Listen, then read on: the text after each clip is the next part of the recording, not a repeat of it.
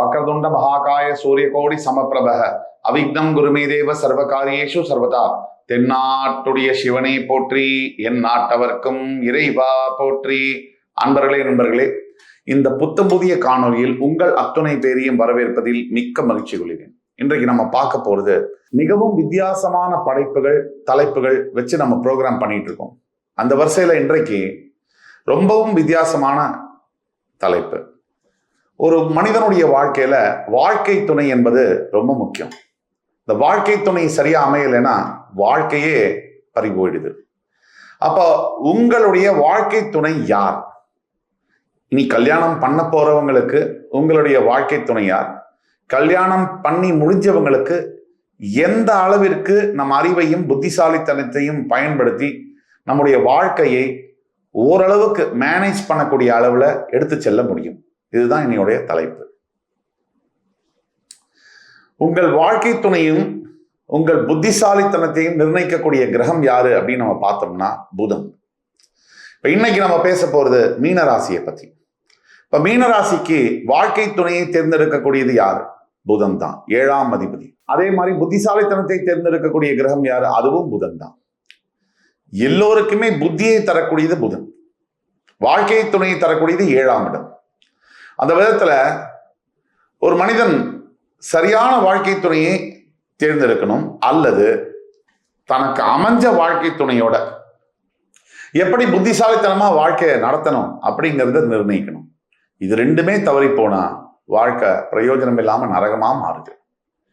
அப்போ மீனராசி என்பவர்களுக்கு வாழ்க்கை துணை எப்படி அமையும், அல்லது புத்திகாரகனான புதன் எப்படி இருக்க வேண்டும், எப்படி இருந்தால் உங்களுடைய பிறப்பு ஜாதகத்தில் அந்த வாழ்க்கை துணையை வாழ்க்கையை வெல்ல முடியும், அதை பத்தி விரிவா பேசலாம் வாங்க.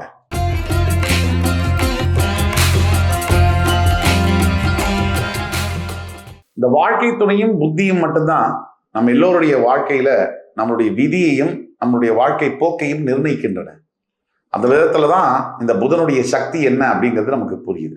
ஒரு உதாரணத்துக்கு, உங்களுடைய மீனராசி அன்பர்களுடைய ஜாதகத்துல 7ஆம் அதிபதியான புதன் 10ஆம் வீடு என்று சொல்லக்கூடிய தனுசு ராசியில் அமைந்திருக்கிறார் என்று வைத்துக் கொள்வோம். அப்படி வச்சுக்கிட்டா என்ன ஆகும்னா, பெரும்பாலும் தன்னுடைய வாழ்க்கை துணையை தொழில் செய்யக்கூடிய இடத்துல சந்திக்கக்கூடிய சூழ்நிலைகள் உருவாகும். அல்லது ஒரே தொழிலில் சார்ந்தவராக, இப்ப நீங்க செய்யக்கூடிய ப்ரொஃபஷனோ தொழிலையோ அவங்களுமே இருக்கக்கூடிய ஒரு வாய்ப்புகள் அமையும். அது மட்டும் இல்லாம இந்த ஒரே தொழில் இருக்கிறதுனால ஒரு அட்வான்டேஜ் என்ன அப்படின்னு பார்த்தோம்னா, ஒருத்தருக்கு ஒருத்தர் புரிஞ்சு கொள்ளக்கூடிய விஷயங்கள் நிறைய இருக்கும். இப்ப டாக்டர் ப்ரொஃபஷன்ல இருக்கக்கூடியவங்க, டாக்டர் ஒரு மனைவியவே கல்யாணம் பண்ணிக்கிட்டாங்கன்னா, ஒரு 2 பேருமே டாக்டரா இருக்கும் போது ஒருத்தருடைய சிரமங்கள் இன்னொருத்தருக்கு புரியும். வெவ்வேறு தொழில்கள் இருக்கும் போது என்னதான் பேசினாலும் அந்த தொழில்களில் உள்ள சங்கடங்கள் புரிவதில்லை. அந்த அடிப்படையில சந்திப்பு என்பது ஒரே ஒரு வேலை செய்யக்கூடிய இடத்துலையோ, ஒரே ஒரு தொழில் செய்யக்கூடிய நிறுவனங்களையோ, வியாபாரம் செய்யக்கூடிய இடத்துலையோ பார்க்கக்கூடிய நிலைமைகள் உருவாகும். இது உங்க பிறப்பு ஜாதகத்துல மீனராசிக்காரர்களுக்கு 7ஆம் அதிபதியான புதன் 10ஆம் இடம் என்று சொல்லக்கூடிய தனுசு ராசியில் இருக்கும்போது உங்களுடைய வாழ்க்கை துணை வேலை செய்கிற இடத்துல, தொழில் செய்கிற இடத்துல அமையக்கூடிய சந்திக்கக்கூடிய வாய்ப்புகள் இருக்கு. பொதுவா இந்த 2 பேருடைய பொருளாதார நிலை, 7ஆம் அதிபதி 10ஆம் வீட்டில் இருந்தால் ரொம்ப நல்லதுன்னு சொல்லுவாங்க. இந்த தொழில் அமையக்கூடிய வாய்ப்பு நல்லா இருக்கும் போது பொருளாதார நிலையும் உங்களை விட, அதாவது கணவனை விட மனைவி கணவனை விட வசதி படைத்த ஒரு நிலையிலிருந்து வருவாங்க. நல்ல வீடு, நல்ல வாசல் வசதிகள், நல்ல ஒரு குடும்ப நிலை, நல்ல ஒரு பண வசதி, இதிலிருந்து வரக்கூடிய வாய்ப்புகள் மிக மிக அதிகம். இன்னொரு முக்கியமான விஷயம், ஆண்கள் மீனராசியாக இருக்கும் பொழுது திருமணத்திற்கு பிறகே வாழ்க்கையில் பெரிய வளர்ச்சி என்பது வருகிறது. திருமணத்திற்கு பிறகே வாழ்க்கையில் வளர்ச்சி என்பது வருகிறது. திருமணத்திற்கு பிறகுதான் வாழ்க்கையில் நல்ல முன்னேற்றங்கள்.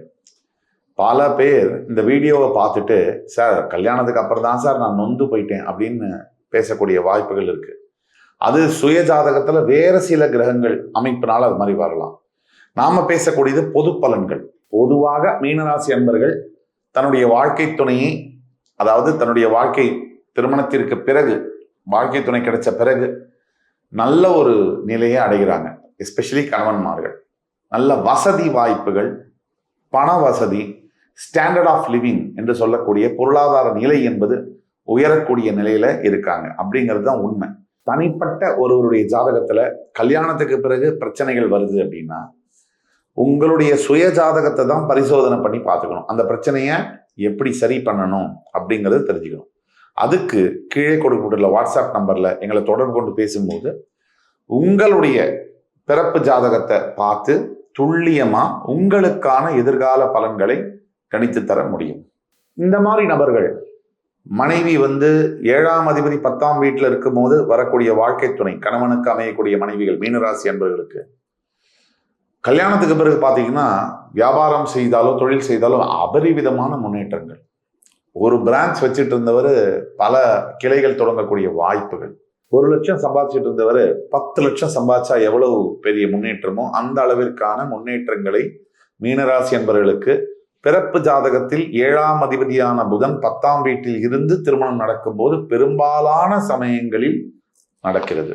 2வது விஷயம், ஒருவருக்கு கூர்மையான புத்தி திறன் எப்படி அமைகிறது அப்படிங்கிறத பத்தி பார்த்தோம்னா அதற்கு காரண கர்த்தாவாக இருப்பது புதன் கிரகம்.